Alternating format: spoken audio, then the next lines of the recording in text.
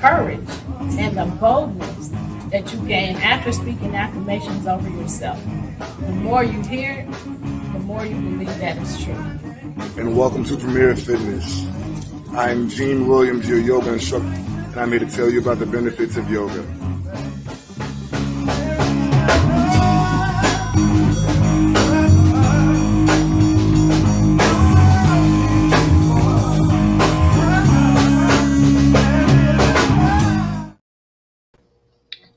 Hey, everybody. Thank you for joining our show. You have just tuned in to Where is the Love? I am your host. I am Stephne Hawkenhall with the Crooked Necklace. Welcome, and joining me is my son, my co-host, Gene Williams. Hello there, good people. Hello there. How are you? I'm doing profoundly great. Okay. And how art thou? I am just wonderful. Splendid, my dear, splendid. Okay, hey y'all again. Welcome to our show. You have just tuned in to Where is the Love? If you have already joined our show, we ask you to share your Facebook pages, share your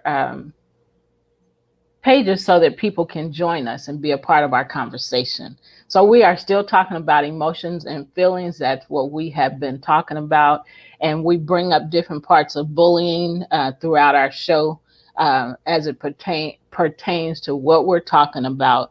So go back a couple shows. We talked about emotional intelligence. We talked about emotions and feelings. We're still talking about it because it's a big part of what you're feeling and what you're experiencing when you're being bullied. So that's why we have taken on the subject to have a discussion about it. You want to add anything, Gene? Nope, let's rock and roll.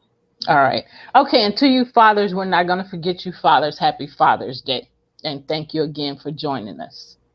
So, why do we have emotions? I'll let you start, Gene. All righty. So emotions, hey auntie, how you doing? Hey sis. All right, emotions dictate our response to most stimuli, whether that determines what's important or harmful to us. Without our emotions, we'd have terrible social skills, poor instincts, and no ability to behave appropriately in difficult situations. Before you go to the next part, did you want to add something to that? No. Okay, so I forgot to say, you can watch us on TV right now on Roku and on Amazon Fire. Just go to those two and search POD TV space LIVE, and you can watch us live on TV right now. Otherwise, you can conversate with us here on Facebook live or YouTube live, our YouTube channel, Love Misunderstood Institute. So I just wanted to add that. Or you can watch us on podtv.tv online. You can watch us there. I think I got everything. Okay, so that's it. All right. Also, Premier Fitness, 0210. Thank you. As well. On YouTube. On YouTube, yeah. Yeah. All right. So dealing with unconscious emotions. The thing with emotions is they are always present, even if we're not aware of them. Suppressing or ignoring them can lead to toxic behaviors and poor mental health, which is why psychotherapists have their clients identify their emotions. Once they do, they cannot break out of those. They can break out of those toxic cycles and address those emotions head on. So identify your feelings, and then you're able to break out of those toxic cycles. I had to reiterate that Right. because we have to, and we've been talking about this, we have to acknowledge that an emotion exists. Right. We have to acknowledge that a feeling exists. If Right. we don't acknowledge that they exist, they can't be fixed. As far as we're concerned, it doesn't exist. So we have to verbally admit Right. this is a thing, this is happening, and I don't want it no more. Right. So I just wanted to say that. Yeah, and it's just like AA. The first step to recovery is acknowledging that you have a problem. So Yep. same thing with the emotions. To acknowledge that you have a certain feeling about something, uh, let you know, well, okay, now I can actually process and deal with this. Now that I at least put my finger on what the problem. Right. That's good. Very good. All right, feelings are related to basic emotions, but they play a different role in our lives. Here's how both work together to shape your experiences. Number one, feelings are more specific than emotions. While there are six universal emotions, human beings can experience them differently. For example, we might experience anger through feelings of aggression, vengefulness, or resentfulness. These are different expressions of that core emotion. They are more specific than simply saying, I'm angry. Yep. For instance, I'm angry about stubbing my toe this morning when I stepped out of bed. I'm angry because I can't pay this bill. And I don't know where the money coming from. I'm angry because you keep looking at me like that. Why you keep looking at me like that? Beverly, you praying for your nephew? Because he going to start talking crazy in a minute. You know that one word he just enjoys saying now? It might come up. It might listen. I'm gonna figure it out how to get it in there. Listen, I'm gonna leave it up in there for you. We gave him a little room, and now he just I'll didn't take a want. mile. I'm about to take a mile on you. Mark said he needs plenty of prayers in a Sunday after all. Yeah, Lord. Yeah, Lord. Raise your hands. Congregation. Raise your hands. We gonna Wave lay your hands hands on in the you. air and wave them like you just don't care. Hallelujah. All right. Are we at number one? Two. Oh, I'm behind. I You got it, or you want me to go? can go. I can do it. Okay. All right. So, feelings are our learned response to an emotional trigger. Even though everyone is capable of joy and fear, every person will have a different experience of emotion. Our learned and unconscious mental associations will determine this subjective experience. Let's say you have arachnophobia. Ooh. Yeah, yeah. Spiders, man. Spiders, man. Listen, they a little sneaky devil. That's why I pick my shoes up and shake them out before I put them on my feet. That's what the That's old folks say. Shake your shoes before you put them on. that's smart. You know. Anyway, okay, sorry. At some point in your life, because of a negative experience, you learn that you should respond to spiders with horror. But here's the thing: that feeling of horror is just one way to experience fear. There are other ways of responding to that emotion. Someone might feel thrilled when they're afraid. So even though you both fear the spider, you'll react differently. Yep. Like some people love to be hate to be afraid and things like that, and other people who like to be afraid get on roller coasters and skydive and stuff like that. Yeah, roller coasters I can do. Skydiving, I don't know, partner. Listen, man, I don't know that. Listen, because I have like 3 parachutes. I need 3 parachutes just in case the first two do not work. For a whole lot of safety measure, huh? Man, listen, I ain't playing. I'm gonna have cushions on and all types of stuff. So if I hit the ground, I bounce. Bounce like a bad check. I'm having problems with my Facebook. All right, so number three. Yeah, Number 3. yeah, you want me to do it? No, I will. Okay. Feelings are conscious experiences or sometimes unconscious emotions, often because of trauma. Did you share your Facebook? You can share while I read. Um, Social media today. you know what? I'm not doing social media today. Okay. Um, dang it. Okay, I'll find it in a minute. I found it and then I went away from it to look on the business page. Okay, feelings are conscious experiences of sometimes unconscious emotions, often because of trauma. Feelings can manifest as conscious thoughts of unconscious negative emotions. Some adults grow resentful of their parents, but there could be many underlying emotions to that feeling. As a child, you may have experienced fear due to parental abuse or being angry because of your parents' divorce. These traumatic emotions can be invisible to us for a long time. And unless we identify them, our feelings can fester and damage our mental health. It's so important to acknowledge our feelings and to deal with them instead of letting them go long term. So I just wanted to add that. Um, if you think this is the case for you, we recommend seeing a therapist or mental health professional to work through traumatic experiences. You can also call 988 to talk to a mental health therapist. Um, so when you see that there's a problem that you're having an issue dealing with, you don't want to go years holding on to things because, like it said, they fester and it breeds other stuff that would not necessarily be breeded if you would have dealt with the situation when it first occurred or shortly afterwards. Um, and I have to admit that I have still struggle admitting that sometimes that a certain thing is happening, or admitting my feelings about something.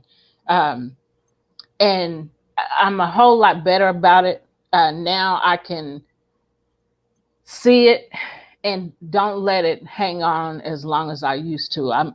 It used to be months and years that I would hang on to things. And it was out of fear. And the fear was, if I acknowledge this thing, as hurtful, and then continue to go around this person, they're going to continue to do the same things for me. So I'm putting this fence around me, or this fence around me, so that they can't come closer to me. And so I also see me dealing with some of those things now. The good thing about all of that is that, like I said, I don't hold on to it as long, but it's a process. Um, I'm handling and dealing with those things a lot faster because I know the long term damage it can do. And that's what I don't want. Right. Um, and so it's on Institute page and your personal page. You just check. Okay. Thank you, Mark. Um, so we have to, and then the other part, and this has really been bothering me, is when you hold on to things and internalize it, it negatively affects and impacts your internal organs. And that's the part that is really starting to bother me, because I'm not 12 no more. I'm not 25 no more. So that has really been a huge thing for me. Um, you want to say something? Yeah, as I was saying, and oftentimes repressed emotions manifest in the body as disease. Yeah. Not only like cancer and things of that nature, but also, like you said before, mental health issues. Yeah. So it has its ways manifesting in the world. That's why it's important to, like you said in the last little thing about having, a therapist to Yeah. process. Like I really feel like having people should have a therapist that you regularly talk to about everyday stuff and especially traumatic experiences. Like you have to process them immediately. To suppress emotions, to me, from my perspective, is like taking a seed and throwing dirt on it, and then constantly throwing dirt on it, thinking you're going to bury it forever. Yeah. And what happens? You grow a garden of Yeah. things that you repressed, and now you got all of these Venus flytraps and other things like that. You know what I mean? Devouring everything around you because you have to process, this traumatic experience that transpired how many ever years ago. Yeah. Yeah, therapy is very important. Acknowledging things, admitting that they're happening, and dealing with those things in a way that's going to help you get past it. So, however that looks, and therapy is definitely a great deal because great thing because they have been trained on how to help you process your emotions and your trauma. So that you can get past it. So, Right. And even something that you can do in between therapy sessions is journal. Journaling is a great thing as well. yeah, Writing down your emotions as you identify, in written form. So now you have a document showing, hey, I know what this is. Now it's just I have to put together the steps to help me to get to the level where I want to be. yeah. So, and that's the thing, what you just said, getting to the level that you want to be on. So, you know, looking at as a coach, looking at the thing that you're currently in and deciding where you want to be. So now I know where I want to be. So how am I going to get there? And those are the steps that you're taking to get to that long-term goal that you want to get out of this frame of thinking, this way of thinking. So you want to add something else? Nope. So your environment can influence your feelings. Our family, social circles, faith, and culture determine how we respond to certain emotions. For example, social circles that promote toxic masculinity may cause men to express emotions in unhealthy ways. In these environments, they're often shamed for expressing feelings related to sadness. Example, boys don't cry, hearing things like that. And why don't you man up?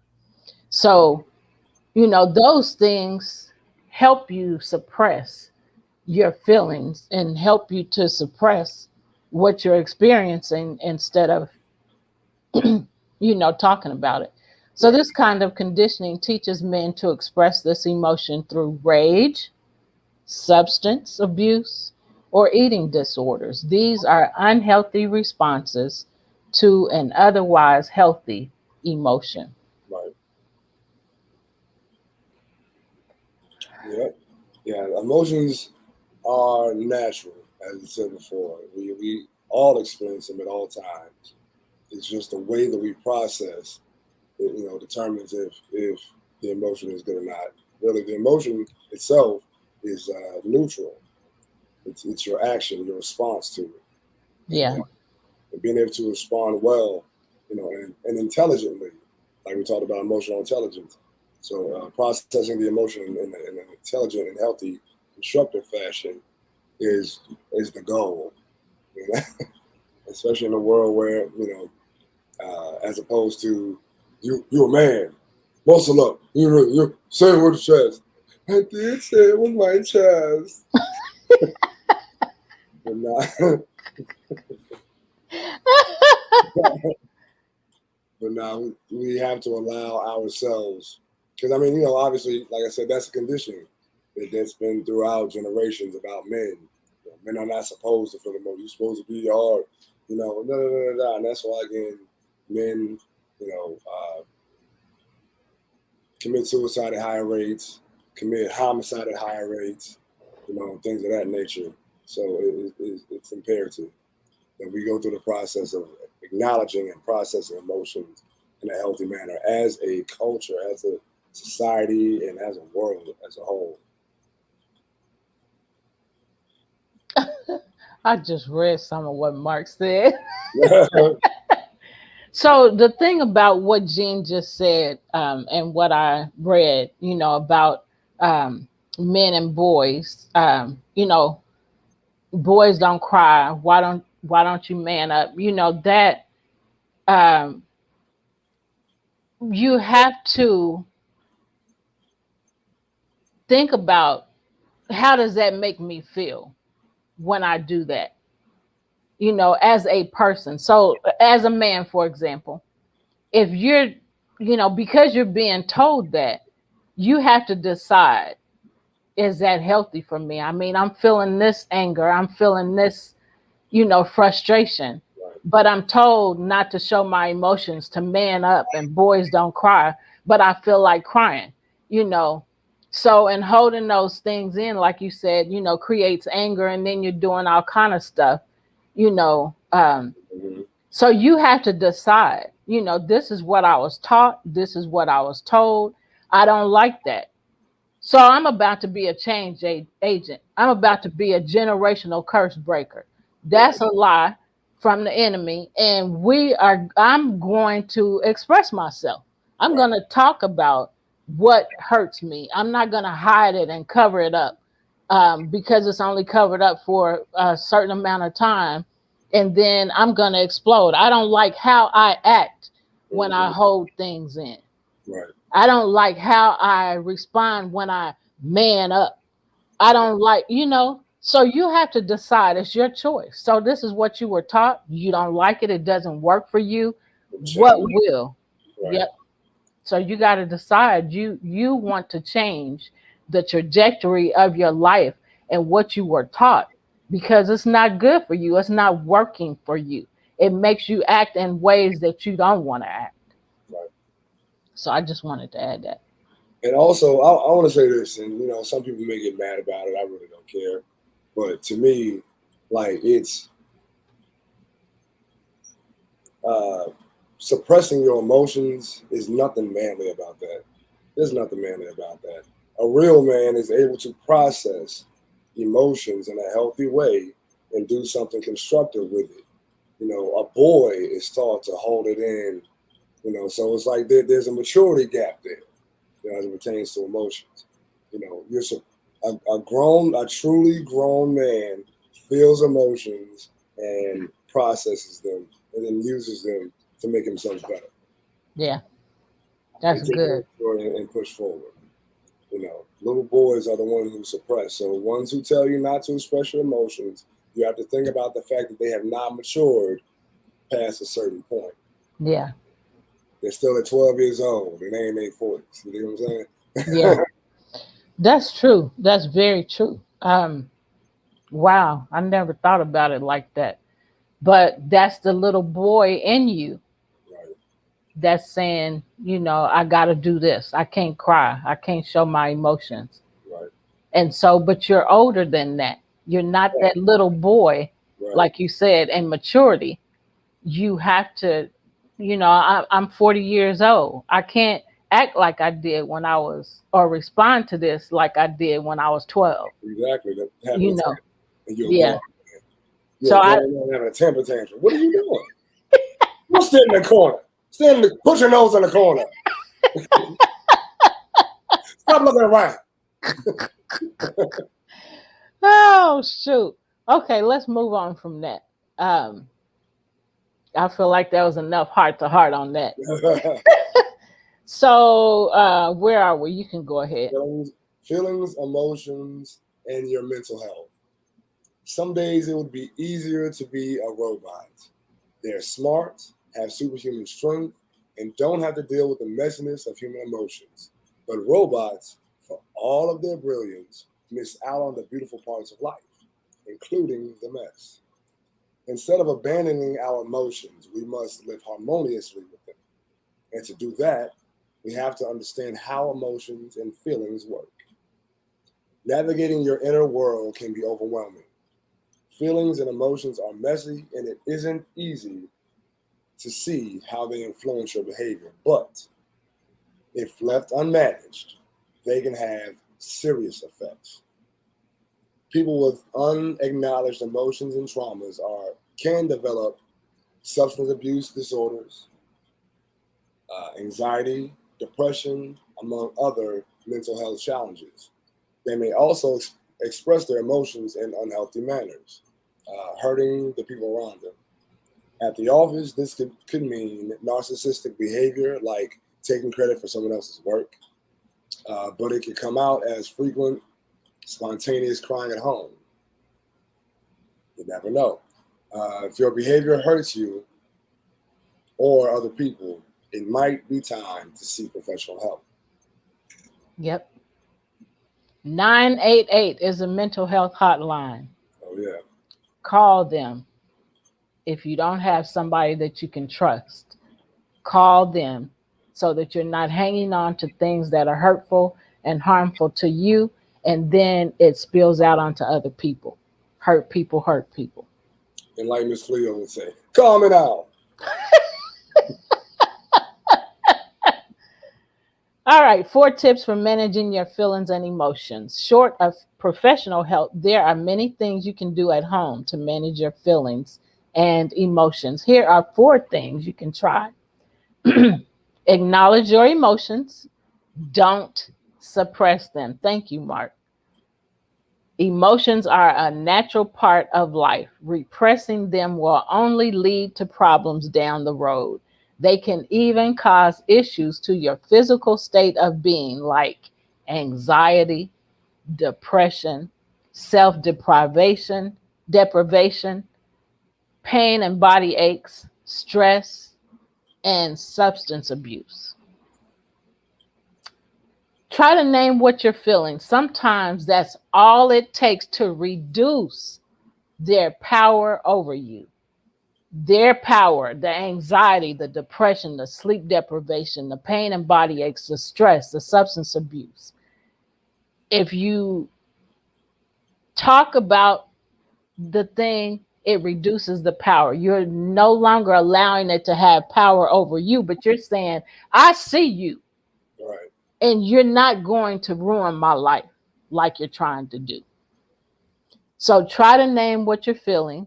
Sometimes that's all it takes to reduce their power over you. I just read that. Plus, if you can identify your feelings, you can take an action to mitigate them. You have to acknowledge that it's a thing. Yeah. To decrease the power of the thing. Yeah, absolutely. Yeah. So I'll let you go.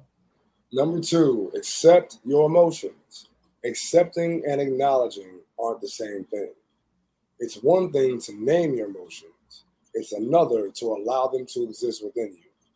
If you can accept that emotion will always be a part in your life, play a part in your life, you can work towards being comfortable with them. So it's important to understand, okay, I'm angry right now. All right, so I need to take a step back. Once you're able to acknowledge it, accept that that's where you are. All right, the next step is number 3. We're going to take a breath. Yep. Experiencing intense emotions, our minds race in every direction. Take slow, deep breaths, and it will help bring you back to reality. Part of this has to do with biology. When you breathe slowly, it reminds your brain that you are not in danger. How could you be? If you were, you'd likely be running away, full of adrenaline and out of breath. Breathing reminds us that we're, in fact, safe. Breathing also helps redirect your attention. It focuses your mind on your body rather than your emotions. Go ahead. I was going to say, you see how with the simple act of breathing, you take your power back. Yep. And so what I was getting ready to say is we had a master breathologist on one of our shows. It's one of the first 12 shows. and she talked about the importance of breathing. Um, and Eliza Carter, and I can't remember the name of her, but she's a master breathologist, and she talked about how to breathe through stressful situations, or just how to breathe when your breathing is not yeah, and when you're stressed. So go back to the first 12 they're marked, and you will see which one it is. But she will teach you some breathing techniques to help you through stressful times, and your intense emotions. Go ahead. Number 4. All righty. Learn how and when to express yourself, or also called emotional judgment. Our emotions need release, one way or another. It's your job to find healthy ways for that to happen. You might need to cry if you're sad, or scream into a pillow if you're angry.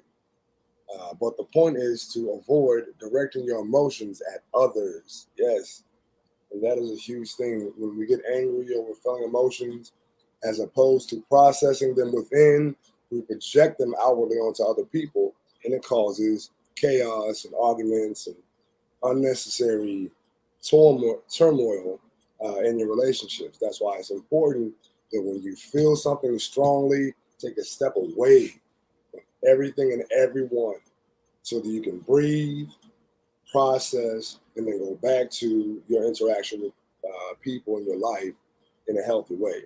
Because it's easy to be, yeah, and not even be mad at the person that you just went off on. You mad Yeah, at the person who just called you asking you for $1,000 that you didn't have. And now yeah, you're going off on your kids because he bumped into the wall. He bumped into the wall. You mad at him, or you mad at the person on the phone asking yeah, for something that you ain't got. So that's why you take a step back. You process, you breathe, and you're able to deal with life, as basically in a situation where it's supposed to be dealt with, or the way it's supposed to be dealt with. You didn't have to go off on your child for bumping into the wall. Stuff happens. Hey, boy, watch out. you know? yeah, yeah. So, you always mad. You always doing that. I'm sorry, mama. I just want to go to the wall. Mark said you are mad at the spider and you screamed at the other person. And Right. thank you, Mark. Eliza, the master breathologist, the name of her business is the Breathing Experience LLC. So Eliza Carter, the Breathing Experience. So if you go back, like I said, it's one of the first 12 videos that we did, discussions that we had. And as a matter of fact, we had her on our show twice. Yeah. So you can get learn more from that about breathing. The importance of breathing um, is very important. So the bottom line: suppress your feelings and emotions. Suppressing your feelings and emotions is like swimming along against the tide. Doing so will only leave you out of breath and tired and put you in danger of drowning. It's easier to go with the flow. Let the emotions run through you, the good and the bad. It's a part of life. It's what we do with those emotions that Right. makes the difference. Exactly. Or Say that that. or that becomes toxic or healthy. So it's your choice. This is the emotion I'm feeling. What am I going to do with it? Do I want this? Do I like it? If I don't, what am I going to do with it?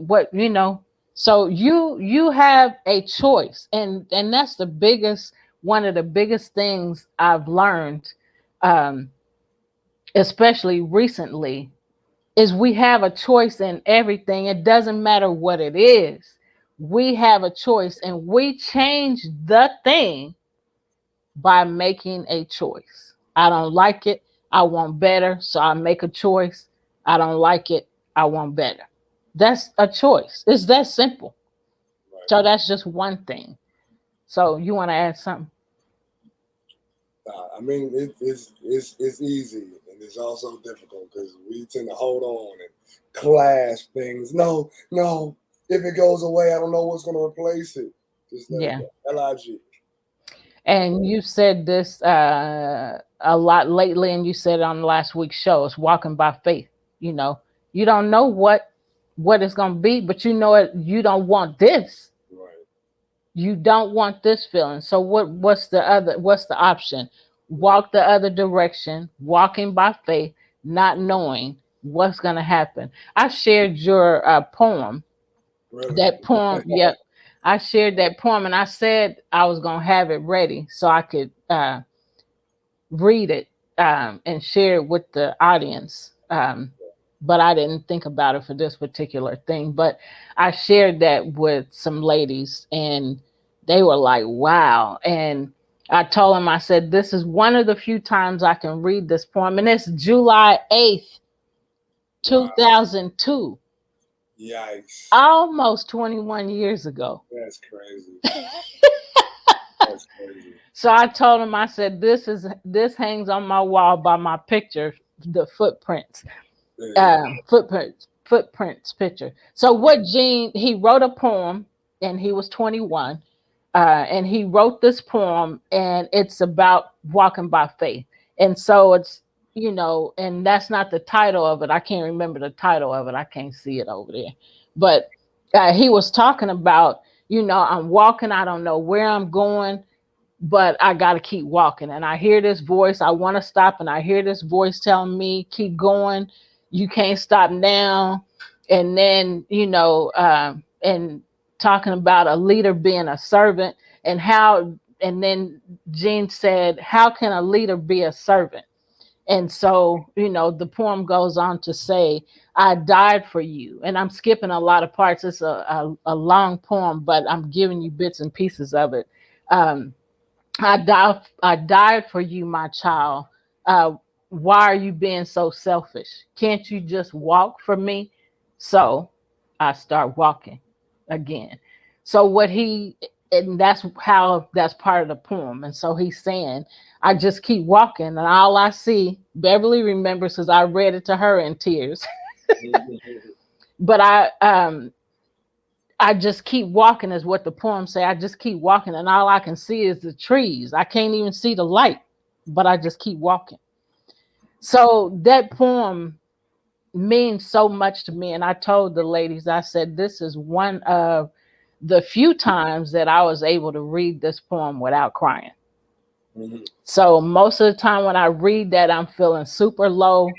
I feel like I have no sense of direction, what's going on in my life or which way I'm supposed to be walking.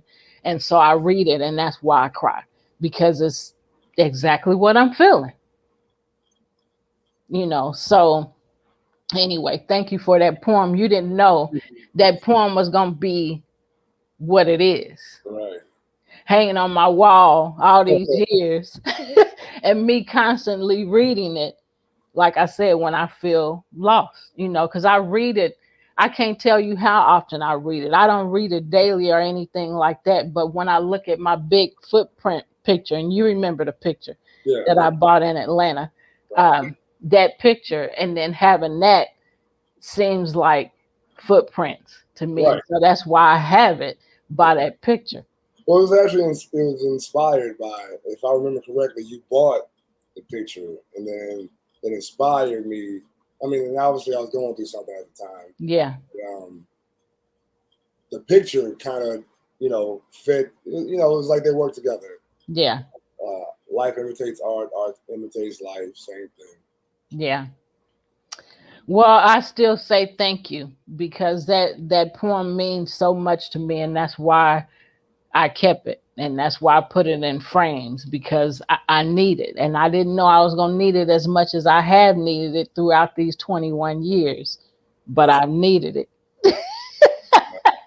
I'm just glad it could be a blessing. Like I said, I wrote from a you know, standpoint of a person who's going through what I wrote about. Yeah. So, you know, it was like me just writing down my life on paper, and it blessed somebody. So yeah, I'm glad to, you know, have been a blessing. So go to bottom line.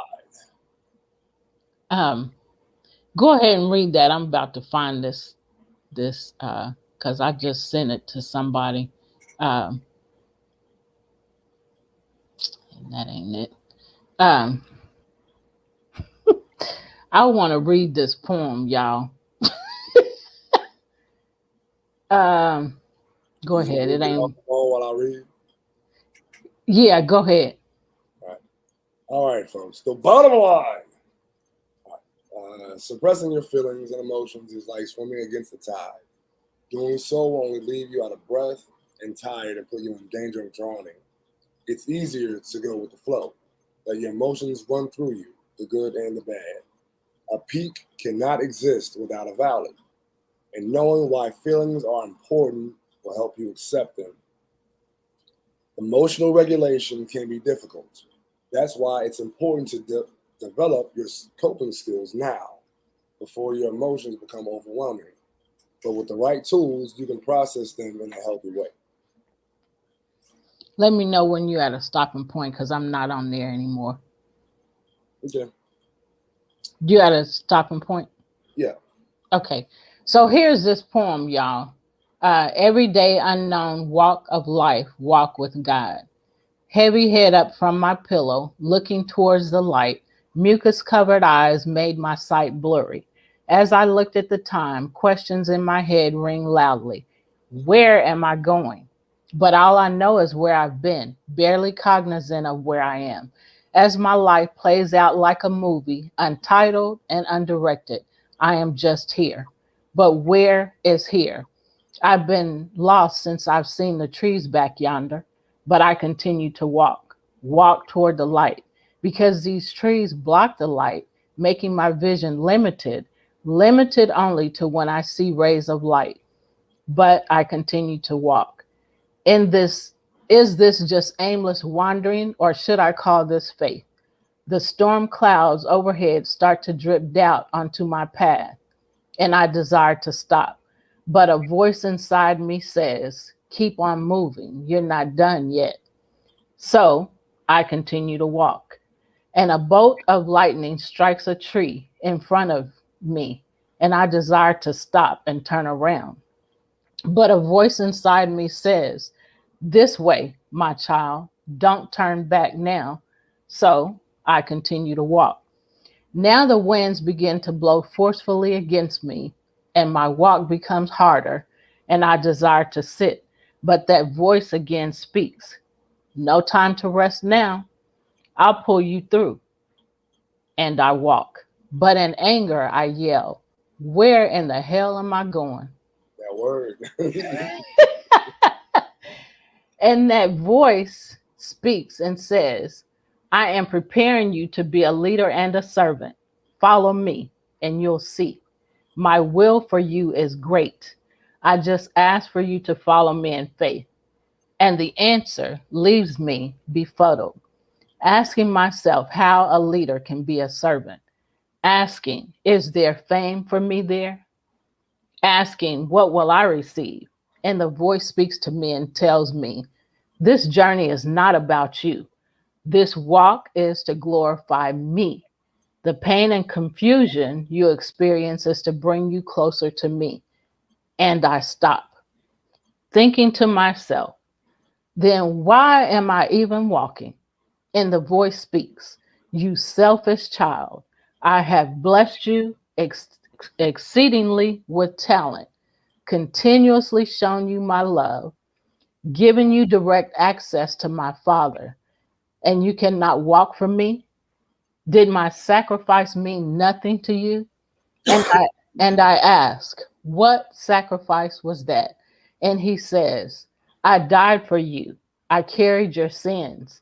I carried your cross, and I shed my blood so that you could have everlasting life.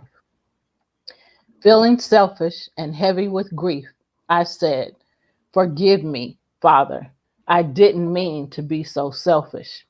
He said, you are forgiven, my child. Now, continue to walk for me. So I continue to walk. And like I said, that was July 8th, 2002. Wow. Almost exactly 21 Years ago. Wow. So y'all, this week my baby will be celebrating his 42nd birthday on the 23rd. What Thursday, I think. Um, Think Friday. it's Is Friday. it Friday? It's Friday. Okay. So y'all, that poem, like I said, has meant so many to me for so many years. And to be, I mean, like when he wrote that, um, all right, Mark, July 1st. Okay. July 1st birthday. My cancer brother right there. That's my cancer brother. So, y'all, like I said, that poem has meant so much to me for so many years, and it has really helped me through a lot of hard times. And I'm just so grateful. And when, like what I was getting ready to say is when he wrote that, I'm like, this child's 21. How did he get that? I mean, it just blew my mind. And I say blew my mind. It just really tripped me out because of the words he was saying and how that, like I said, just went along with the footprints to me. Um, so anyway, I just wanted to share that. I'm so happy I got to share it. Thank you, son. Thank you, son. You didn't know, like I said, what that was going to do for me. But I shared it with different people. Bev was one. I, read it to her. And the people that I've shared it with has meant a lot to them. So where are we? You want to add something? Emotions in the body. Yeah, like I said, I'm glad it's blessed people. Like I said, you heal from healing yourself. You Yeah. heal others by healing yourself, and that was again the process. So as we all often talk about how we deal with and process, trauma in our lives, writing is one of those for me. Writing, music, movement, things of that nature. Yeah. A blessing to be a blessing. Amen. All right, emotions in the body. Our emotions are controlled by a group of brain structures called the limbic system. The limbic system releases chemicals which spur on our emotional states. The type of emotion we feel depends on which chemicals have been released. For example, the hormone oxytocin allows us to experience feelings of love. Emotions not only reflect our mental states, they also alter our body chemistry and functioning. For example, when we feel fear, our sympathetic nervous system activates. Our pupils dilate, our heart rate begins to rise, and we may start sweating. Conversely, our bodily state can affect our emotions. If you're angry or afraid, you can take deep breaths to activate the parasympathetic nervous system. This system slows your heart rate and helps you calm down, or also very similar to the breathing that you do in yoga. Boom. Cross culture. I um, want to, before you go on, I want to interject. yeah, How different parts of the body is connected and how different parts of the body are affected by different things happening in your life. I mean, our body is truly connected to our emotions and our feelings, right. you know. So I just wanted to say that. Yep. And also, it just showed that a lot of our reactions are chemical reactions, that are caused by the emotions that we're experiencing. So, I mean, everything works in concert together, which is why the Bible says in other holy books, it said the body is fearfully and wonderfully made. So many um, intricate systems, like working together seamlessly, is amazing. Yep. Blows my mind. Yep. So I love what I do as a personal trainer and a yoga instructor. Like, wow, the body can do so many things. Yeah. And can be torn down so easily. Right, exactly, Yep. exactly. Yeah. and also adapts. Like that's the crazy thing. One of its greatest superpowers is the ability to adapt. For instance, if we're talking on the negative side, if you have one cell that's a cancer cell, that thing can multiply and then take over your cells in a way that your body starts attacking itself. That's what cancer is. So it's like, wow. And then you do this, the stark opposite. They have a whole bunch of cancer cells, and you start to do things that will make you healthy, and you start to multiply your healthy cells. That's good. So, Yep. And it's all how? It's all because you made a choice. Exactly. You make a choice to, I got a cancer cell. Oh, well, feeling bad about it and all of that. So the negative aspect of that is it recreates other cancer cells. And if you're like, no, this is a lie, this ain't happening, this ain't what this is what can I do to change this? How can I change my eating habits or exercise or whatever? How can I make this better? Then it changes to a good cell or, and so, wow, that's something how that happens. But it's because of a choice. Exactly. I made a choice to believe that, or I made a choice not to believe that. So since I don't believe that, what can I believe to change this thing? Right. Ooh, that's good. Yeah, exactly. Preach, preacher. Yeah. And like we said, our emotions download to our cellular level. And the more you feel something, the more it multiplies. So that one cell multiplies to 2 to 4, 4 to 6, so on and so forth. And then next thing you know, you got a whole body of cells that are feeling this particular emotion that either is building you up or tearing you down. Yep. Because of a choice you made to either process or not process. Yep. Emotional trauma. Yep. So that's why it's very important, because literally every 7 years, your entire body is brand new, and it's built off of the food and the emotions that you've displayed over time. It rebuilds your body in the image of the food that you've eaten. So when they say you are what you eat, you are literally what you eat. Not only physically by putting it into your mouth or by drinking it, but also what you feed your attention to. Yeah. What you feed your consciousness to, or allow your consciousness to be fed to. So it's important that we're very judicious about our energy. Yep. How we utilize it and who we let use it. Yep. Who we let use it. We have to be very judicious. You have to keep your circle full of people who are going to edify you, so you keep good emotions going. Yep. So I want to ask you this question. Thanks, Beverly. We're glad this is blessing you. Mark, you a mess. So, Gene, I just saw a video today that talked about eating certain color foods does certain things in your body. Sure Did you know that? Yeah, absolutely. I did not know that. Yeah. So that video really tripped me out. I was like, I got to watch that video again, and I didn't. I know where I got it from. Eliza sent it to me. Yeah. Yeah. Each color has a vibration to it. That's crazy. Yeah. I did not know that. Yeah. Every color of a food has a vibration. And if you're looking for instance, if you're looking for a higher vibration, you want to do brighter vegetables. Yeah. If you're looking for a calmer space, you need your darker ones, that's why, like in the winter, you eat a lot of soups and things like that, things that have weight on it, that'll keep your body warm.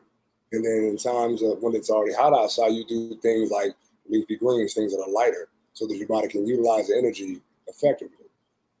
Wow. So Mark said he loved green and red foods. Mm-hmm. And tomatoes can be good, and watermelon. So what are those colors? The red. I'm gonna go back and watch that video, because I was like, what in the world? And so he was talking about them. Purple does this. I think it's no, eggplant and grapes, purple. And so he's talking about like foods that are purple, foods that are red, foods that are green, Right. and I think yellow. Right. So, for instance, Mark said something about red. He said watermelon, and what was the other one? Tomatoes. Tomato. So tomatoes are great for your, especially for men's prostate. It's a cleanser. And you got to think about the fact that, again, watermelon is red, and it's also a great diuretic. You want to flush out your system. You want maybe go on a fast with high vibrational red things like tomato and watermelon to help flush you out. Okay, so I just thought of something else that so I knew about cranberry juice getting rid of certain things in your body. Right. But one of the things that I just read a few days ago, and I went and bought me some cranberry juice yesterday and drank it and been drinking it because it's supposed to help your blood sugar, lower your blood sugar and your blood pressure. Right. And I didn't know that. And it also flushes your liver. Wow. So I'm like, man, some of the stuff I've been feeling and experiencing has raised my blood sugar and my blood pressure. Yeah. And I'm like, listen, no, this can't be a thing. So then when I read that, it just tripped me out how it came to me. I can't even remember how it came to me. It was something that I saw. And I was like, okay, I knew cranberry juice gets rid of, cleanses you, when you're, for when you're getting high, I just say it, when you're getting high, it cleanses you, for testing. And so I didn't know that it lowered your blood pressure and your blood sugar. Right. So, man, so Beverly, I know you listening. So you have to get, the cranberry juice that has no sugar. So all they had was the one with 28 grams of sugar. That's the regular cranberry juice. And the other was the diet. So I just got diet, and I'm sure it has, what is it, sucralose in it. Right.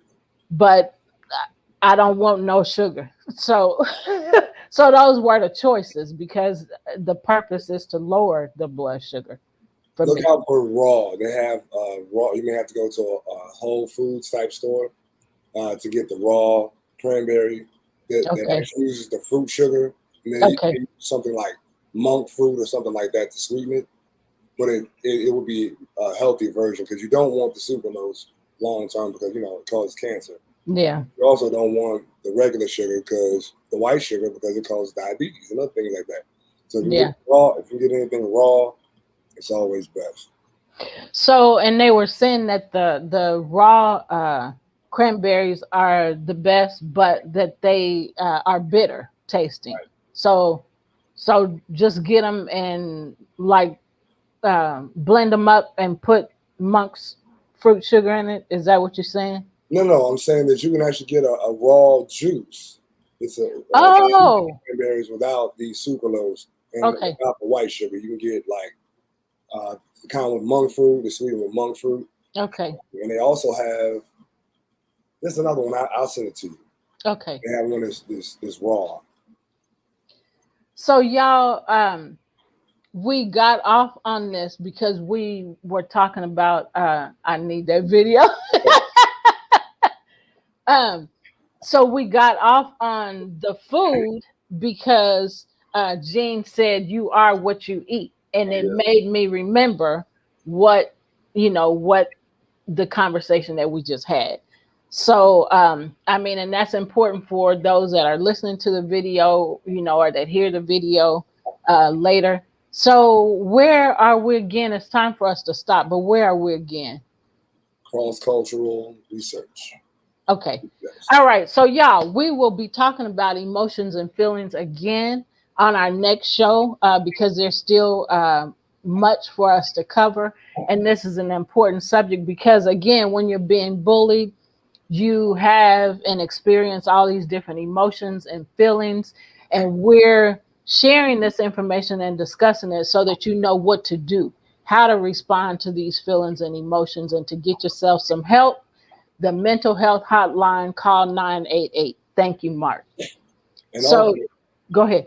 I'm sorry. No, Also, go ahead.